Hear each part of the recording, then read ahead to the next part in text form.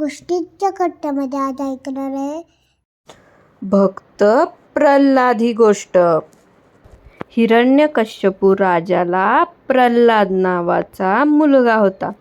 हिरण्यकश्यपूने घोर तप करून देवाला प्रसन्न करून त्याच्याकडून वर मागून घेतला होता.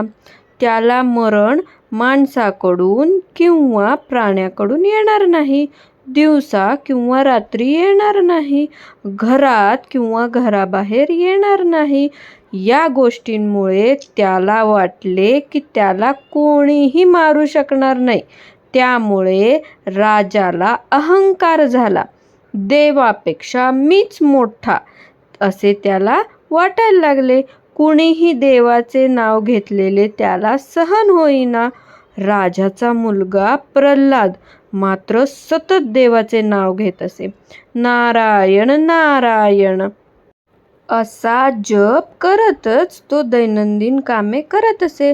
वडिलांना देवाचा जप केलेला आवडत नाही म्हणून प्रल्हाद त्यांच्यासमोर येतच नसे. तरी पण कधीतरी राजाची प्रल्हादची गाठ पडे. प्रल्हादचा नामजप ऐकून राजा रागाने लाल लाल होई आणि मुलाला फार मोठी शिक्षा देण्याची सेवकांवर सक्ती करी. एके दिवशी नामजपामध्ये तल्लीन झालेल्या प्रल्हादला राजा येत आहे हे कळालेच नाही. राजाने नामजप ऐकता क्षणी सेवकांना आज्ञा केली की डोंगराच्या उंच कड्यावरून प्रल्हादला खोल दरीत ढकलून द्या आणि तसे केल्यावर मला कळवा. सेवकांनी तसे केले आणि राजाला कळवले. थोड्याच वेळात राजवाड्याच्या आगाशीत उभ्या असलेल्या राजाला प्रल्हाद दुरून राजवाड्याकडे येताना दिसला. प्रल्हादला जिवंत पाहून राजा सेवकांवर चिडला. काय झाले ते मुलाला विचारावे म्हणून प्रल्हादला राजवाड्यात येता क्षणी त्याला माझ्यासमोर उभा करा असं सेवकांना आज्ञा केली. राजवाड्यात आल्यावर प्रल्हाद राजासमोर नम्रपणे उभा राहिला. राजाने त्याला विचारले, सेवकांनी तुला डोंगराच्या कड्यावरून ढकलून दिले की नाही? प्रल्हादने उत्तर दिले, हो. राजाने पुन्हा विचारले, मग तू इथे परत कसा आलास? तेव्हा प्रल्हाद हसून म्हणाला, मी एका झाडावर अलगद पडलो, झाडावरून उतरलो. तेथूनच एक बैलगाडी जात होती, तिच्यात बसून मार्गापर्यंत आलो. का कुणास ठाऊक, पण माझ्यासोबत सतत कुणीतरी आहे असे मला वाटत होते म्हणून मी इथे लवकर येऊ शकलो. राजा निराश झाला. त्याने प्रल्हादला जायला सांगितलं. काही दिवस उलटले. राजाच्या खास लोकांसाठी जेथे जेवण सिद्ध केले जाते तेथे प्रल्हाद काही कामासाठी गेला असता त्याच वेळी तेथे आलेल्या राजाची नजर त्याच्यावर पडली. प्रल्हाद नारायण नारायण असा नामजप करत चालला होता. पुन्हा राजा रागावला. त्याने सेवकांना आज्ञा केली की जवळच असलेल्या मोठ्या कढईतील उकळत्या तेलात प्रल्हादला टाकून द्या. सेवक घाबरले, कारण प्रल्हादला तेलात टाकताना उकळणारे तेल अंगावर उडून आपणही भाजू अशी त्यांना भीती वाटली. पण काय करणार, राजाज्ञा ऐकायलाच हवी. म्हणून त्यांनी प्रल्हादला उकळत्या तेलात टाकलं.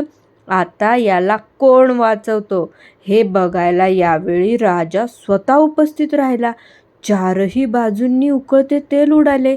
सेवक भाजल्यामुळे ओरडू लागले, पण प्रल्हाद मात्र अतिशय शांत उभा होता.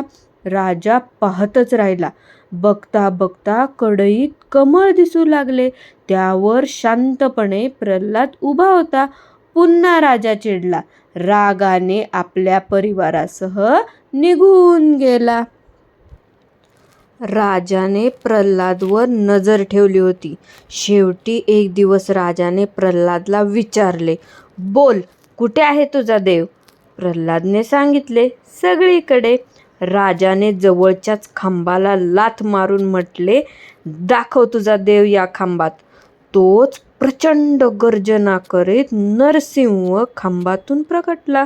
माणसाचे शरीर आणि सिंहाचे डोके म्हणजे माणूस किंवा प्राणी नाही. उंबरठ्यावर म्हणजे घरात किंवा घराबाहेर नाही. सायंकाळी म्हणजे दिवसा किंवा रात्री नाही. अशा वराच्या अटी पाळून नरसिंहाने हिरण्यकश्यपूच्या पोटात नखे रोवून पोट फाडून त्याचा नाश केला. कारण शस्त्र किंवा अस्त्राने मरण येणार नाही असा त्याला वर होता.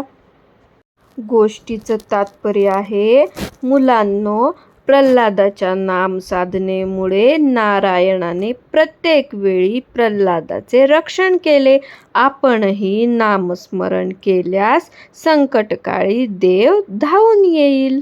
गोष्ट आवडली असेल तर लाईक करा, चॅनल सबस्क्राईब करा. थँक्यू.